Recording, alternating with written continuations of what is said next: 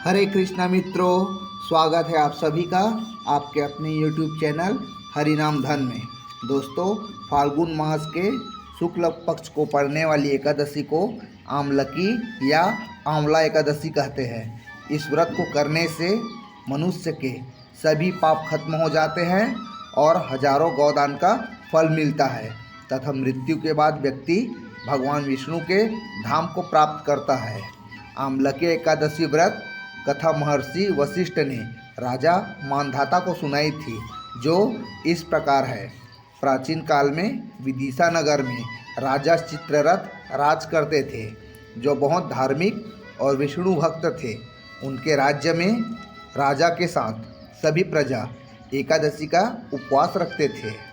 एक बार फाल्गुन मास की शुक्ल पक्ष एकादशी के दिन राजा ने प्रजा के साथ मिलकर आंवला के पेड़ के नीचे बैठकर भगवान विष्णु की पूजा की और रात भर भजन जागरण किया। वही एक शिकारी जो मांस खाने वाला था, शिकार न मिला और उस रोज वह भूखा प्यासा रह गया। वह शिकारी किसी कारणवश वहाँ से निकल रहा था और अनजाने में पूरी रात जागता रहा, जिससे उनका अनजाने में ही एकादशी उपवास और रात्रि जागरण हो गया। जब उस शिकारी की मृत्यु हुआ तो अनजाने में हुए एकादशी व्रत के प्रभाव से वह अगले जन्म में राजा विदुरथ के घर एक महान और तेजस्वी राजकुमार वसुरथ के रूप में जन्मा। बड़े होने पर राजा वसुरथ राज्य का राजा बना और पूर्व जन्म की यादों के साथ एक समृद्ध राज्य पर शासन किया। उसने आमलकी एकादशी का महत्व और प्रभाव समझा तथा एकादशी व्रत को पूरे राज्य में प्रचलित किया।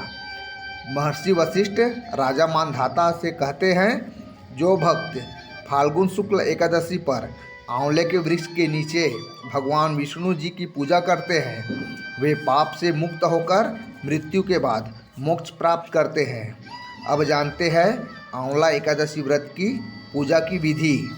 सुबह स्नान करने के बाद पीले वस्त्र धारण करें और आंवले के पेड़ के जड़ में गंगा जल, चंदन, पुष्प और रोली अर्पित करें।